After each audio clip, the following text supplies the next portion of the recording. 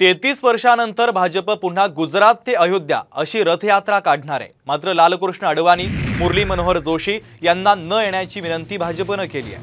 8 जानेवारीला गुजरातमधून अयोध्येसाठी आणखीन एक रथयात्रा निघणार आहे। ही रथयात्रा गुजरात, एमपी, यूपीच्या 14 शहरांमधून 1400 किलोमीटरचा प्रवास करून 20 जानेवारीला रामनगरी अयोध्येला पोहोचणार आहे। याआधी 1990च्या दशकामध्ये लालकृष्ण अडवाणी यांनी सोमनाथ ज्योतिर्लिंग धाम ते अयोध्या अशी रथयात्रा काढली होती।